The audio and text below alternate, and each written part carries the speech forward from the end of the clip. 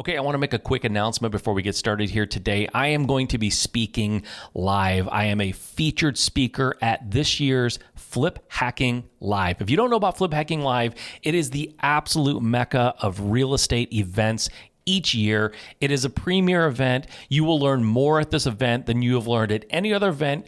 All of them combined, I would predict, honestly. It is so amazing and packed with real learning, real knowledge, experts in the industry giving away all their secrets to help you create a better business for yourself, to grow your business, or even to launch your business. I'm telling you, there's no better use of your time at any event than Flip Hacking Live. And this year it's taking place on October 14th through the 16th, and it is in Orlando, Florida, and it's a live in-person event. All of the COVID protocols are going to be observed. So if you're nervous about that, don't worry. They're not going to pack you in like sardines. There's plenty of spacing. Face masks obviously are encouraged, and it is as safe as humanly possible. But I'm telling you, this is the event you need to go to. I am speaking at this event, and my talk alone, I think, is worth the price of admission. It's very, very inexpensive. Guys, you really owe it to yourself to go check this out. If you want to learn more, go to bestrealestateevent.com. That's bestrealestateevent.com. Go check it out. Go grab your tickets. I'll be there. I would love to talk to you in person and sit down and spend a little time, but I can't do that if you're not there. So go check it out. Get your tickets now. Can't wait to see you. But don't think of yourself as a woman in real estate. Think of yourself as a real estate investor and act like a real estate investor and act like you belong there, because you do. And so if I'm a woman working in this industry, just do it. Like, don't let that hold you back or make you second guess yourself. Just do it. And if somebody can't wrap their brain around working with you, don't work with them. You're listening to the Just Start Real Estate Podcast. If you're serious about your real estate investing business and need real answers, you are in the right place. And now, your host, Mike Simmons. All right, thank you for joining me here on the show. I appreciate it. I am super psyched. I've got so much going on in my business, and I am just crazy with excitement about everything I have going on. I'm going to be speaking at Flip Hacking Live again this year. If you don't know about it, you should go check it out. You can go to bestrealestateevent.com. That's bestrealestateevent.com. And you can get all the answers to all your questions about that event. It's going to be amazing. If you have an opportunity to go, you really should go grab your tickets and be there, because it's the best real estate event in the country for the entire year. I really, really, truly believe that. But I have a great show for you today. I have another Q&A that I'm bringing you. It was a fantastic one. There were some great questions. It went a little bit long, but it was really, really packed with just good stuff. And I was really excited to be on that live. And we talked about all kinds of things. Someone had some money to invest, a few $1,000s, and they wanted the BRRRR strategy kind of broken down, and how does that work, and how should I allocate my money for that. We talked a lot, or I should say I talked a lot about direct mail and running a successful direct mail campaign and what that looks like. We also talked about, we talked a little bit about why men seem to dominate real estate. Why are there so many, I don't mean dominate in terms of they're better, but why are there so many more men in real estate than there are women? And I gave my thoughts on that. And then, I talked to some questions that some newer investors had about being really nervous about some contracts that they had and some inspection stuff that came up, and what do they do, and how should they really be evaluating properties? Does the 70% rule work still? Does that still make sense in this environment? And so much more. It was a really action-packed Q&A, so I think you're going to love this one, guys. Get ready to take notes. I give you my latest Facebook Q&A. All right. We are live. I'm set up. It is Wednesday night. It's 7 p.m. Eastern. It's 4 p.m. on the West Coast, and that's the time that we start this every week, and we are going to continue to start every week at this time. So if you're used to coming here, that's great. Mark it in your calendars. Set a reminder. I am here for you, only for you, every Wednesday at this time. So log on, be part of it, join in, and ask questions, because this is your opportunity to ask me questions. No obligation, free of charge. I'm here. I'm at your disposal. And I will continue to do so as long as there's interest in people who are showing up and asking questions and things like that. Also, just as a reminder, in a couple of weeks, my new program will be launching. And I really think if you haven't taken a look at this, if you haven't considered joining the program, you really, really should. It's called the Real Estate Find and Fund Blueprint. That's right. Find and Fund Blueprint. I am going to help you in your business. I'm going to show you exactly the strategies and the tools that I have used in my business for the last decade and more, and even more specifically over the last few years, like 4 or 5 years, to get over 600 deals in my company. I'm going to show you exactly the marketing strategies. I'm going to show you exactly what I say in my marketing, how I structure it, who I use, all of the vendors and software and everything that I use. I'm going to give you all of the verbiage, like literally give you everything you need to find deals. And I'm also going to talk to you about, once that deal comes to you, how do you get it under contract and how do you negotiate that deal so that you're getting great deals. And then in the program, we're also going to spend a lot of time talking about getting your deals funded. How do you get your deals funded? How do you get all your deals funded? What do funding partners, lenders, private lenders, banks, what do they want to hear? What do they want to see? And what does it take for them to go, oh yeah, I want to fund your deals? Because if you can get all the deals you can possibly handle and get them all funded so that you can get them under contract and either flip them, buy them as rentals or wholesale them, whatever you're doing, if you can find them and fund them, the rest of it is so much easier. It's the hard part and the part that people struggle with. And I shouldn't say it's a hard part. It's not really, honestly, that hard, but you have to know what you're doing. You have to know how to do it. But I truly believe if you can take care of the two major obstacles that people have, finding and funding, you will find success. I do believe that. And I am the person to show you how to do that. The only thing stopping you from getting access to me and getting access to that information and growing your business and escaping the 9 to 5, taking back control of your finances, taking back control of your time, because there's no business that I would ever want to help you build or be a part of that sucks up all your time and leaves you completely, exhausted. Like, the idea is we all leave our 9 to 5s, or those of us who do, we do that so we can have our time back, not so we can create something that it sucks up even more of our time and makes us miserable. So I'm not only going to show you how to find and fund deals. I'm going to show you how to run your business. I'm going to show you how to structure it in a way that gives you your time back. And I have done all these things, and I just want to give you that blueprint. So if you go to Find and Fund Blueprint, findandfundblueprint.com, you can sign up. You can find out more about it, and you can get involved, and you really, really should. Okay. That being said, we do have some questions that came in. I peek at these from time to time before I hop on, if I have time to look at them beforehand. And these are fantastic. There's some great questions here.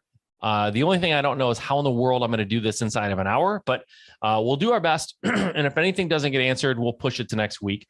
But I think I should be able to get through all of them. All right, let's start off. Let's see here. Let's start off. Let me get my notes up so I can see them. Cool. Okay. First question, no particular order here. I'm looking to invest in my first property somewhere in the Midwest. I have about $15,000 liquid to use for this project. Would you do a flip or a BRRRR? My long-term goal is to own 1,000 units, but I have to start somewhere. Any other tips or tricks that helped you start out? Okay. This is really important. And this is sort of like the question here, really, the main question here is, do I do a flip or do I do a BRRRR? For those of you who don't know what a BRRRR is, a BRRRR stands for, it's an acronym, it's BRRRR. It stands for buy, renovate, rent, repeat. Okay. So it's a landlord play. It's a long-term rental play. Okay. So the real question is, do I flip or do I BRRRR? The fact that there's $15,000 available is great, but that's not the question. That's just information for me as the person answering the question. So the question is, do I flip or do I BRRRR? All right, listen closely, because I have answered this type of question a million times, and I'm always a little bit confused and surprised by the question, and here's why. The question is, if I can strip away all of the extra information, the question is this: should I flip or should I BRRRR? Long-term, I want a bunch of rentals. If long-term you want a bunch of rentals and the long-term goal is pretty lofty, 1,000 units, right? That's a lot. If that's your goal, I say get started now. I hear people all the time say, I want to flip houses. I want to be a house flipper. That's what I'm passionate about, but I'm going to do wholesaling for a year and then I'm going to start flipping. It's like, wait a minute, why? Why are you want this thing, but you're going to go do this thing and then somehow eventually end up over here, right? They're two different paths. Doing flipping and doing BRRRR strategy or rentals, it's two paths. So why would you go on a path that leads west when ultimately you want to be east or you want to be north or you want to be south? Like, go south. So to answer this question, do a BRRRR because you have the right amount of money. You have money you have money for the down payment. You probably have money for the renovation or a good portion of it, so that when you refi out, you should be able to pay back the loan, get your money back if you're buying it right, and go on and do your next one. And then just kind of rinse and repeat and do that. So if it's me and I want to have 1,000 units, I'm not going to waste time flipping houses because that's not really what I want to do. I want rentals. So I'm going to start getting on those rentals as soon as possible. Because if I have to get 1,000, I've got a lot of work to do. So I say, do the BRRRR, take that 15 grand, use it as your down payment and some of the cost of renovation, or use it for 2 down payments. Buy 2. You're in the Midwest, you're saying. So you could probably, with 15,000, you could probably buy 2 houses for, putting $7,000 or $7,500 down on each and get 2 of them going and borrow the rest of the money and rinse and repeat and do it twice as fast. So I'm definitely going BRRRR for this question. There's no doubt in my mind. I am not going anywhere near flipping if that's not really what I want to be doing. So do what you want to do. If you know what you want to do that. Go toward that right now. Don't do something else arbitrarily and then go back to it. Like, do it now. That's my advice. All right, next question. Do you have any specific advice for successful direct mail campaigns? Boy, literally, I could talk for 2 hours without taking a breath on this, but let's try to condense it and give you the best bang for your buck here in this amount of time.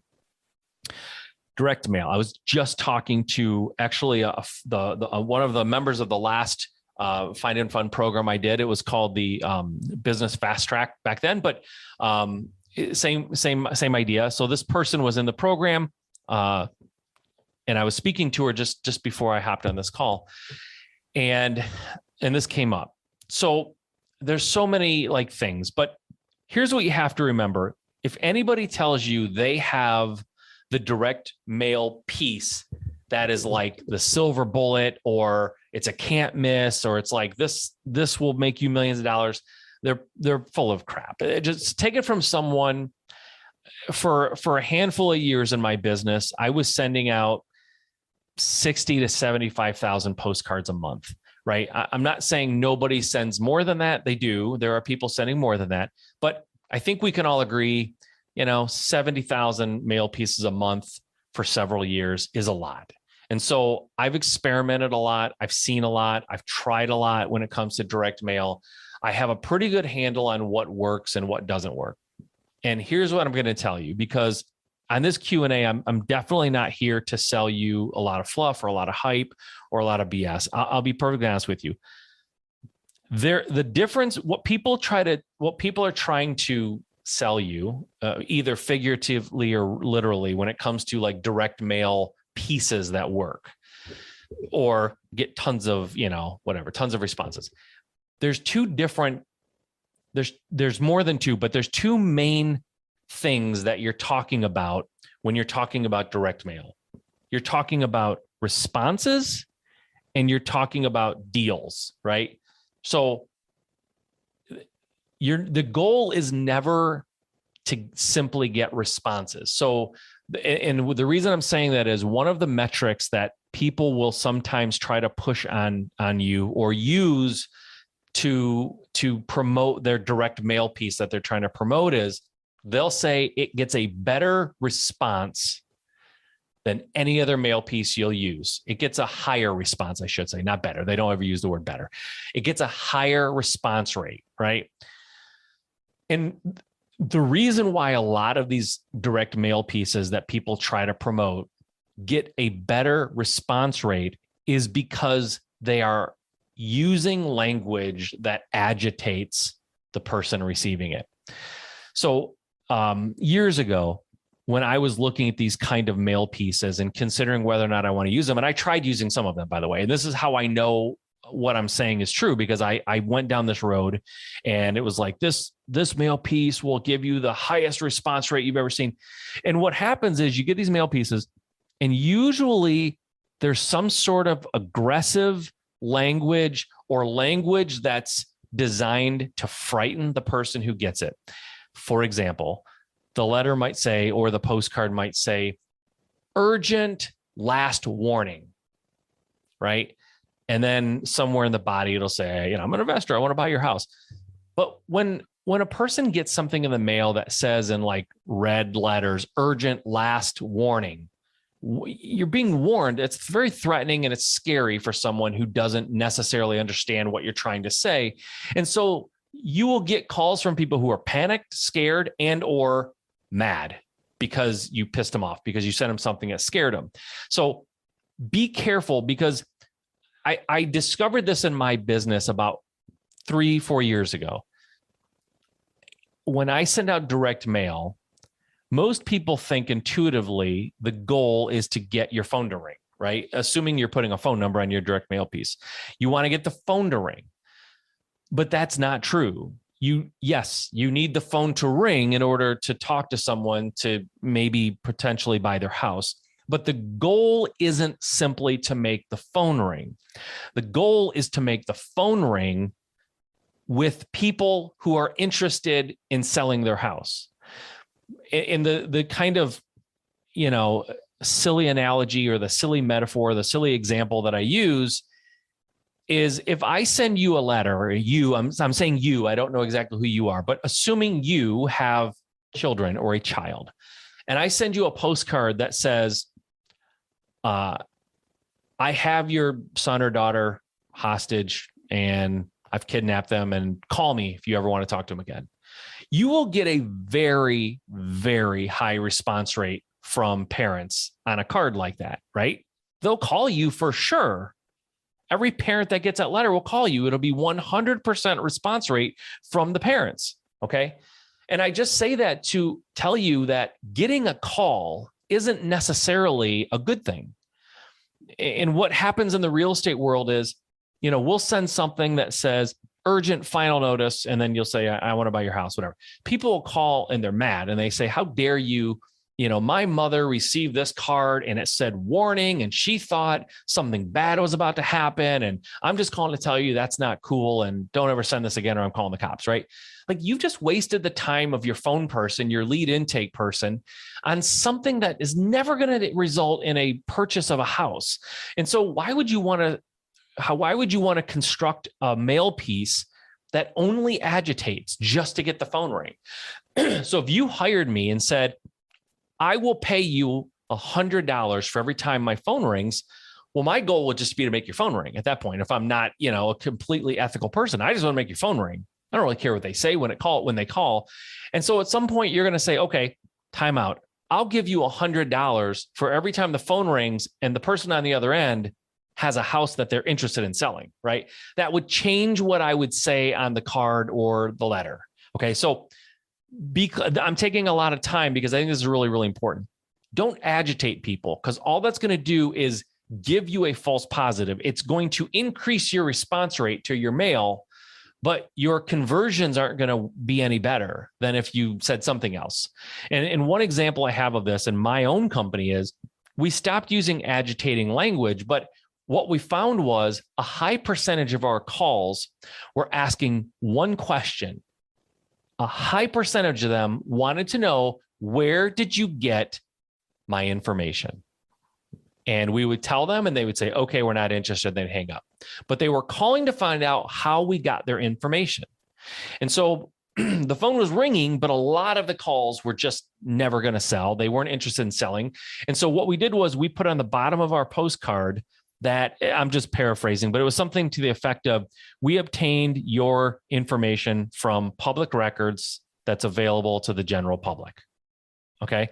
Simple, one line, the bottom of the card, but it dramatically reduced the amount of calls we were getting, but it didn't reduce the amount of deals that we were getting. See? So all we did was stopped wasting our phone people's time with garbage calls so that they could focus only on good calls, right? So we were able to send less mail and get the same amount of good calls because we weren't wasting time with people who just wanted to know where we got the information.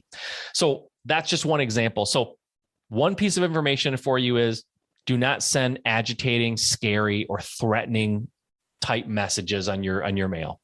The other thing is, again, going back to the conversation I had earlier today, I was telling her that there really the perfect mail piece doesn't necessarily exist, right? So if there's a scale and it's like, the end of the scale is like, this is a can't miss mail piece, and the other end is this is absolute, you screwed everything up. I would really argue that there is no perfect mail piece. There's no upper end of that scale. It doesn't exist. There's only screwing up and not screwing up. That's the scale. You don't screw up or you do screw up. And then there's various levels of screwing up in between, right?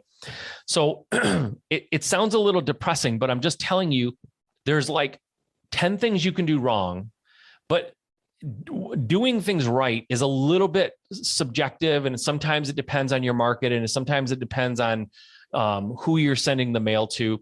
And so let's focus for a minute, if we can, just on the negative. What do people do wrong that hurts their chances to buy houses or completely messes up, their ability to speak to homeowners? Because I think I've already illustrated that like the perfect wording is not, it's a myth in my opinion. There's no perfect way to word the card. There's only ways to screw it up. So one of the ways that people screw it up is their font is too small. They're just way too small. When you're buying houses, like especially with equity, typically you're buying from older people. And when I say older, I don't know, over the age of 60, sometimes, a lot of cases over the age of 70. So you're dealing with older folks. Smaller fonts don't work. Okay. My eyes are getting bad. I'm getting to the point where like, to read the back of a aspirin bottle, it's like hard for me to read. So don't make the font super small because people can't read it. Make it bigger. I don't know the font exactly, but 16, 18, somewhere in there, 20. Don't go too small. Don't go lower than like 16. Honestly, I wouldn't go lower than 16 or 14 at the lowest. So that's one thing. The font's too small. The other mistake people make is they're all excited to buy houses and they have all these things they want to tell the homeowner, all the benefits of working with them. And they try to cram all the information possible onto one little card. And the card starts looking too busy and it's too crowded and it's too confusing. And what does a confused mind say? It says no. Okay.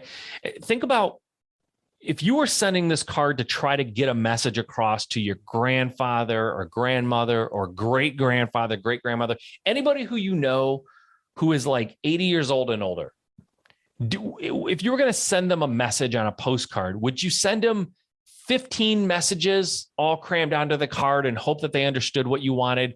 Or would you like give them one or two real clear messages if you wanted them to actually understand what you were saying? You'd give them one or two clear messages. So don't try to cram all the benefits of working with you. You just want to get across that you acknowledge they have a house, you're interested in buying it. You can say, you don't need to make any repairs and I can close whenever you want. Like simple, to the point messaging. Don't try to add, we can pay your closing costs. We buy all cash. Like there's a lot of things you can put on there. Pick two or three and put the two or three most important things that you think are the most important things. Put those on the card. Get them to call because you want them to call. So when they call, you can have an actual conversation and you can tell them all the benefits of working with you. Don't try to put every single conceivable benefit of working with you on one tiny little card or even one letter, because it's kind of like if you ever send someone text, I do this all the time. You send someone a text on your phone, not necessarily a seller, just like in your personal life. You send a text and you ask 4 questions in your text. What happens? The person writing you back inevitably answers 1 or 2 of the questions. And then you have to text them back and go, what about this? And what about this? Right? You really need to be clear when you're talking about written messages, because people tend to read to a point and then they stop reading when it gets to be too convoluted. So just like when you're sending a text, if you have 4 questions, send them 4 texts, right? Ask a question, get an answer, ask a question, get an answer. Because when you ask 3 or 4 questions, they almost never all get answered, right? And people just usually aren't that thorough. Your mail pieces are the same way. So keep your messages brief, keep them to the point, big fonts. The other thing that people do, I cannot believe people do this, but they do it all the time. They don't use what's called variable data. I'll tell you what variable data is, and I'll tell you why it's important. When you receive mail that says on the front of it, on the cover or on the front side or whatever, when it says resident, how much do you think that person really knows about you? Do you think they really are sending you something, or do you think they're sending everybody in the city something? You rightfully, hopefully assume that they're sending everybody in the city the same exact thing. They don't know you. They don't know anything about you. It's complete junk mail, right? And typically those get thrown away.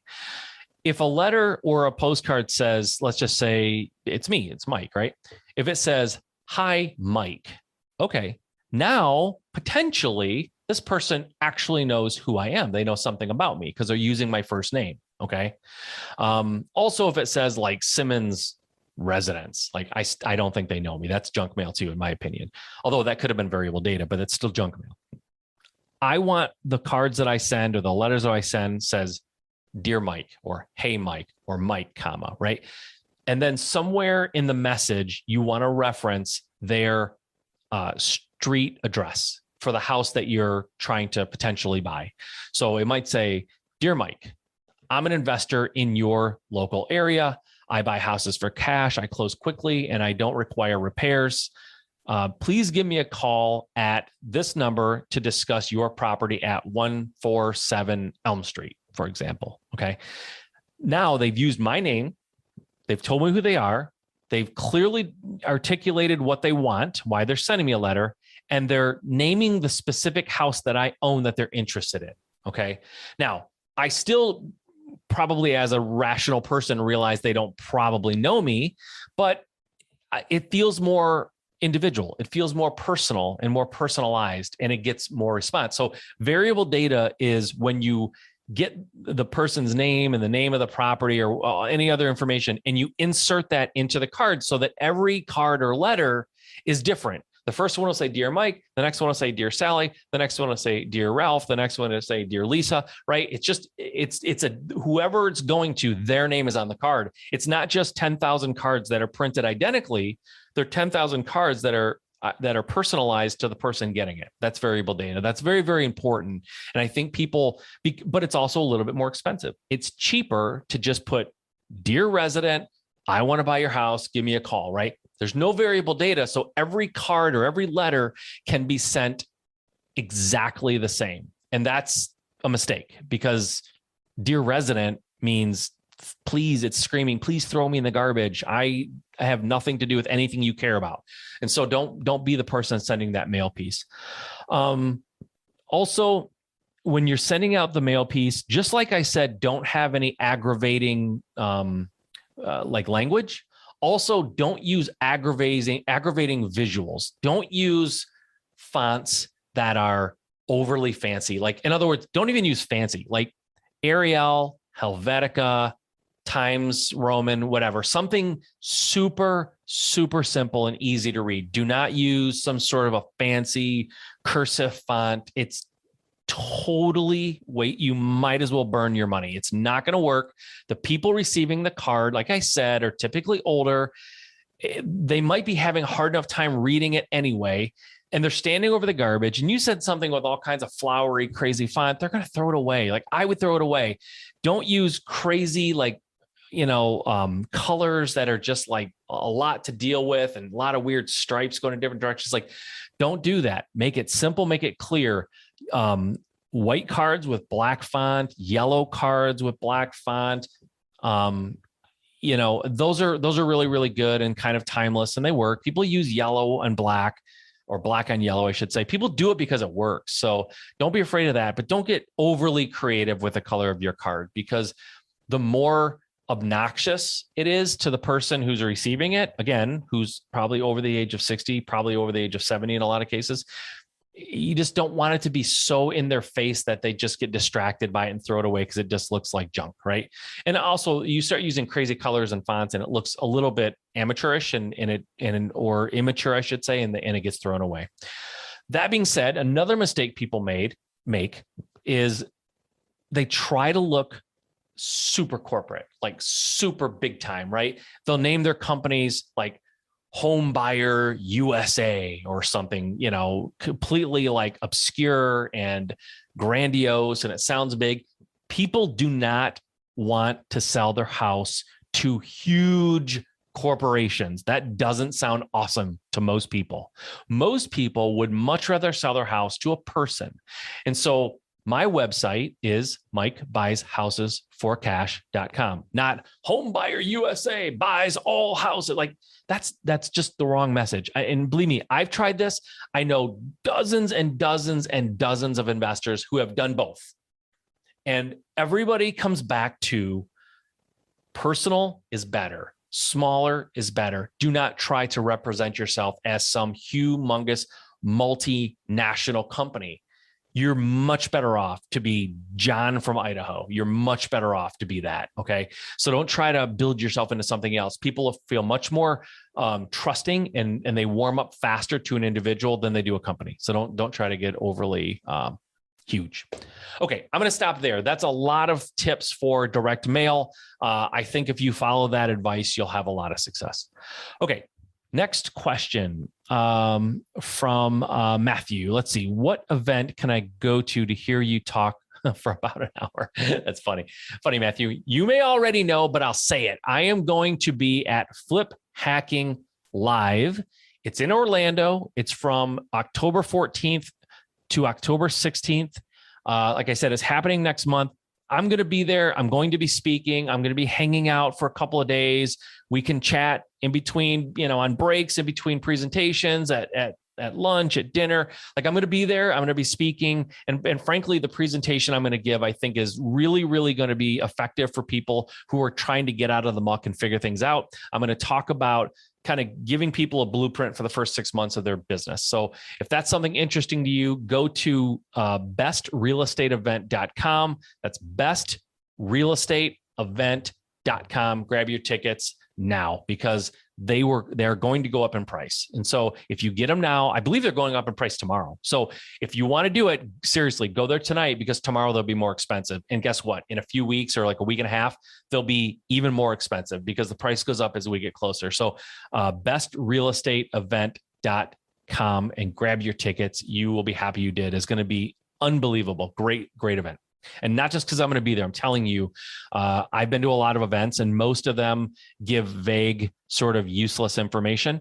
This is not that. This is giving you the playbook. People are going to go up there and open up the playbook and show you exactly what they're doing in their business. They're going to give you everything you need to implement it in your business. It's going to be a blast and it's going to be really, really informative. So you should check that out if you haven't. Okay.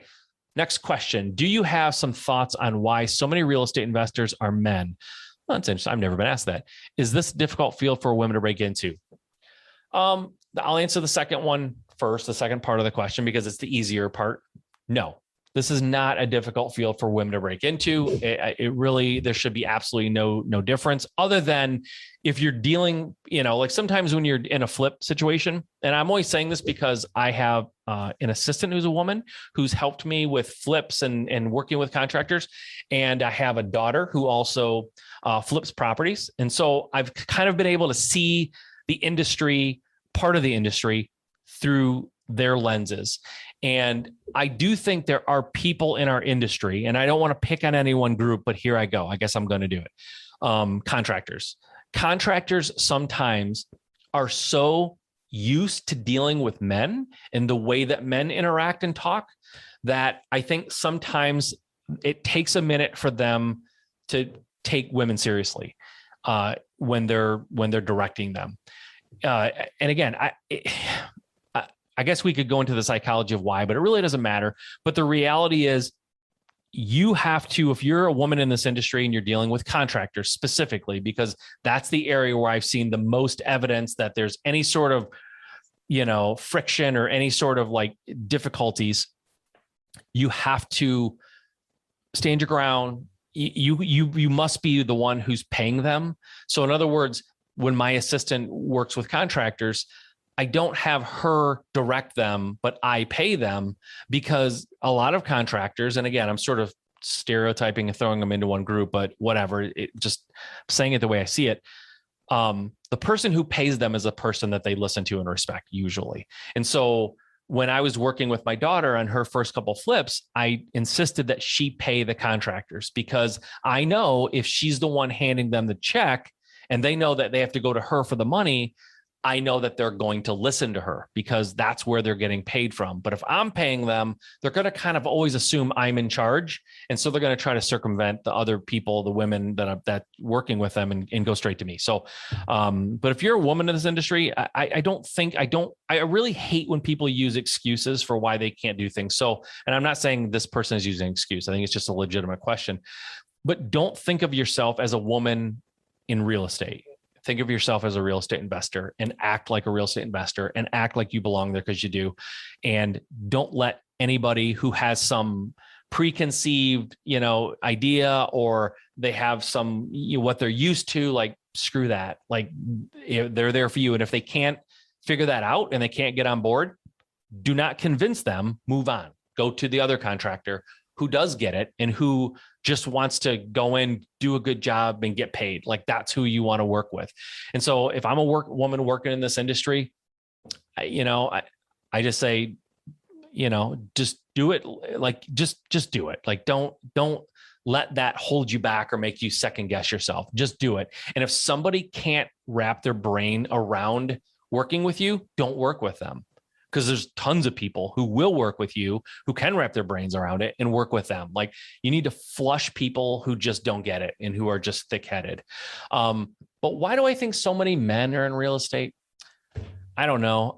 It's probably society, just kind of, that was in the past. It's probably just a more of an industry that men gravitated toward, or were encouraged to go into, or maybe had somebody, in their family who was in real estate, or like a father and a son kind of a thing. Like, it's probably just honestly old fashioned thinking that sort of we're just still flushing out the remnants of it and the remainders of that. I don't know that there's any great reason. Like, why are there more men that are in construction? I don't know. It's just a job that men typically gravitate toward, and maybe women are discouraged to go into at some level. Maybe, I don't know. I'm not sure. There's probably a lot of psychology here that I should know. But I have 2 daughters, so I don't really, I don't really think about what can they do as women, what industries or what jobs can they do as a woman. Like, I don't think that way as their dad. I think they can do anything. And so I don't have that mindset or that mentality that it's like, there's these jobs and men do and women do. I think everybody should do what they want to do. And I think if you show, I really do believe that if you don't play a victim ever, don't assume that somebody isn't going to play well with you because you're a woman. And I think if you do that and you're competent, right? I mean, learn your craft. Don't go in and expect anybody to treat you any differently, good or bad, right? You should not expect to be treated worse. You shouldn't expect to be treated differently either. Go in and be competent, because I think at the end of the day, most people respect competence and they respect someone who's skilled. So become skilled in what you do, go do it. The people who you should want in your life and around you and working with you will see that you're competent and that you're good at what you do. And the ones that can't, flush them. Okay. Let's see. I'm feeling hesitant about a cash deal that I'm under contract for. It's been extremely difficult to work with a seller, and there are some items on the inspection that are concerning. I was supposed to pay the EMD yesterday, but I am not even getting a call back from the title company. Is it too late to back out? I'm just having fear of doing my first deal, or is it actual cause for concern?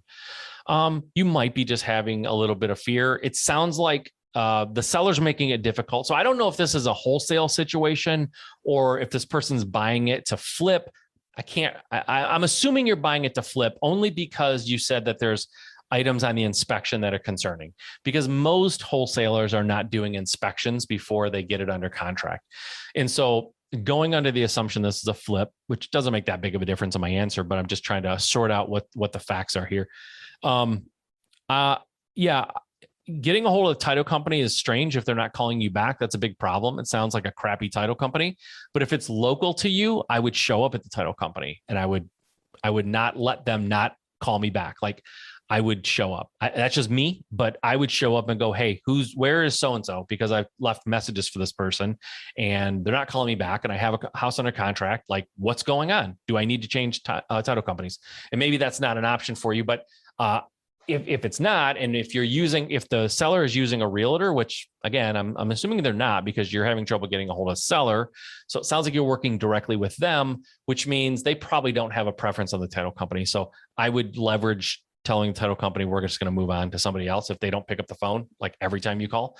But without knowing the inspection items that are concerning, it's difficult to say if you should bail on this or not. If you haven't given the EMD, it's not too late, frankly. I mean, if you haven't given the EMD yet, you can back out because typically EMD is required within the first 24 or 48 hours.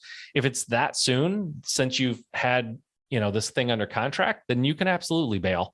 Now, if for some reason you've owed this EMD for a couple of weeks or something, and in the meantime, you've done the inspection, I'm assuming that if you bought this from the seller, you have some sort of if you're doing an inspection, I assume you have an inspection clause that says if you find items on the inspection that are concerning to you, you can get out.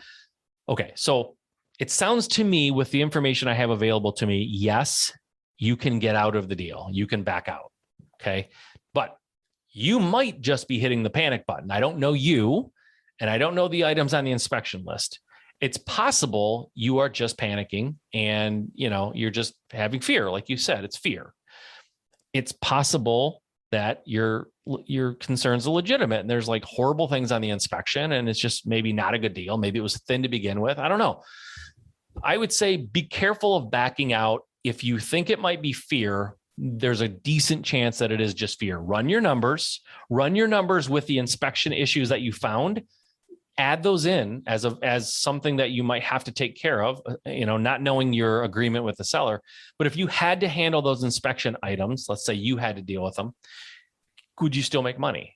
And if the answer is yes, if it's still a great deal, close the deal. Like go to the title company and say, I'm not getting my phone calls answered. I need to talk to somebody now.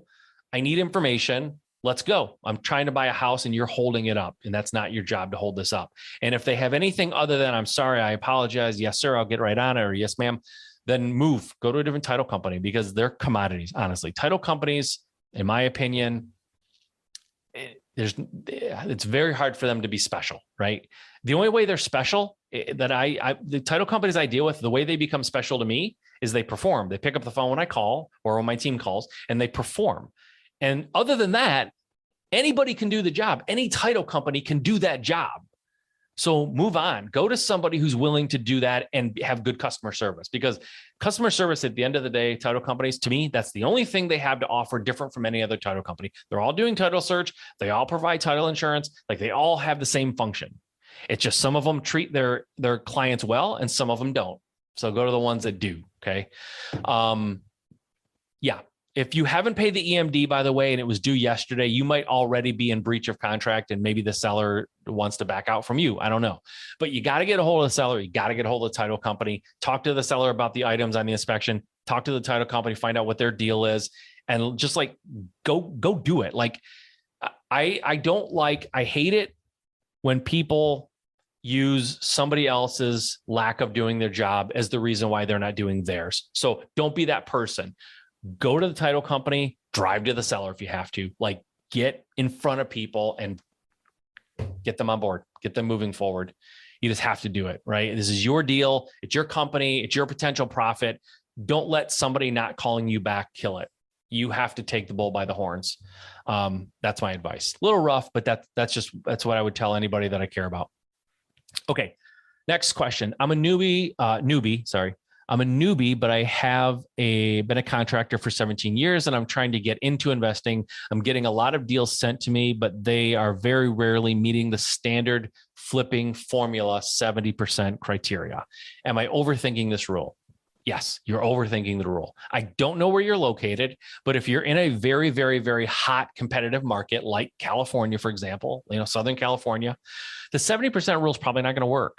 House prices are just way too high right now. 70% rule will not work. In my opinion, the 70% rule is sort of like training wheels on a bicycle for a kid. You put them on at first just so the kid doesn't fall and bust their head. But once they sort of get it, at some point the training wheels come off and they learn to ride. Okay. The 70% rule is the training wheels of real estate evaluation, in my opinion. It was not intended, nor should it be used as a golden rule forever. It's just there to make the calculation very, very simple and painless until you get enough experience and enough knowledge to create a formula that's a little bit more specific to you, to your business model, to your region, to your house preferences. Like, there's a lot of things that go into it. And the 70% rule, it's a general target. It's in this environment, in this market that we're in with house prices so high, I would say a lot of people who think the 70% rule is the right way to go, they're not getting deals, just like you're not getting deals. Because you're using by the way, this calculation, the 70% rule, people were talking about that 10 years ago too, right? 10 years ago, house prices were in the tank. If the 70% rule worked then, how can it work now? There's no adjustment for the market, right? So it's not a good criteria to use as a complete, it's not Bible. It's not absolute, right? It's general. And I think it has to be adjusted when you're in a crazy high inflated, property values like we have now. So don't use 70% rule. If you're not getting deals, you got to adjust, right? You got to do something. Okay. Next question. Let's see how we doing on time. Pretty good. Maybe I'll go through one more and I'll save the rest for next week because I am getting long-winded on some of these. Okay, next question. How long did it take you to finally be able to simply manage your business and not have to do any of the work inside of it? Well, how long it took me is irrelevant because the better question is how long can it take or should it take, or how long should I expect it to take? It took me longer than it should because I was too hard-headed to get help for a number of years. And so I started in 2008 and I really didn't start building my team until 2015, right? So that's 7 years before I started building a team that was doing things so I didn't have to be in my business all day long. That's too long. Looking back, if I could go back and redo it, that I would have never been 7 years into it. I was just 7 years into it because I didn't know what I didn't know. And I wasn't asking for help. I was being hard-headed and I was being stubborn and thinking I could just figure it out. But the minute I put myself in an environment where there were people who were doing significantly better than me, and I was able to ask them questions, almost immediately, I started building a business that could run without me or could run in large part without me and then eventually run completely without me. So I think it's safe to say, depending on how aggressive a person is and how hard they're working to build their business and how much time they're spending, I think you could easily within a year build a business that gives you a little bit of your time back. I think there is a period of time where you just have to kind of be in it and working and kind of figuring out. Maybe you could do it in 6 months if you're really aggressive and going after it, and you're getting deals and depending on what you're doing, right? Too, if you're doing buy and holds and you're buying one every couple of months, it's going to take time, right?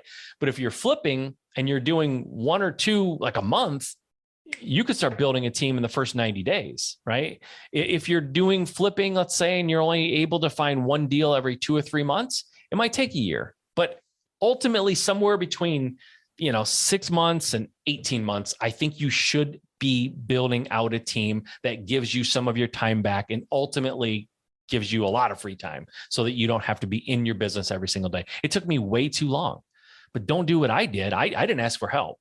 Now I immediately go for help. When I know there's something I don't know or something I want to do, I don't just figure it out bouncing around like a knucklehead. I go and look for the person who's crushing it and doing exactly what I want to be able to do. And I get advice from them, or, I hire them to teach me. So that's what I would say. Find a coach, find a mentor, join a mastermind, join my program, right? Findandfunblueprint.com. figure it out who you trust, who you believe can help you. Go to them, ask for their advice. But then the number one thing to remember is when you go to someone who you believe can help you and you believe have the credentials and you think has the experience and the knowledge that you need, when they tell you what you should do, go do it. Don't make excuses. Don't put it off. Don't argue with them about it won't work. Go and do it. That's what I did. And when I did that, my business blew up. I started building a team. And next thing you know, I didn't have to be there doing every single thing because there were folks working on my team that were able to help me do that. So you can do it very, very quickly. It does not have to take you the 7 years that it took me. So, all right, I'm going to call it end of tonight. We're going to answer the rest of the questions that we had next week. One more time, guys, findandfundblueprint.com. Go check it out. It's my new program. It's starting soon. We will limit the amount of people that are going to be in it so that it can be fairly intimate and we can really help people on a real level. So go grab your spot now before it's too late, before it starts. I don't know if I'm going to do another one this year. So this may be your last chance to actually change things for the better in your business. Go do it. I want to see you inside. But until next week, 7 p.m. Eastern time, 4 p.m. Pacific, I'll be back here answering your questions. I'll see you then. All right, I hope you enjoyed that. Remember, I do these Q&As live on Facebook on Wednesdays at 7 p.m. Eastern, 4 p.m. Pacific. I hope you enjoyed this. Tune in next week for another installment of live Q&As answering your questions. Okay, until next time.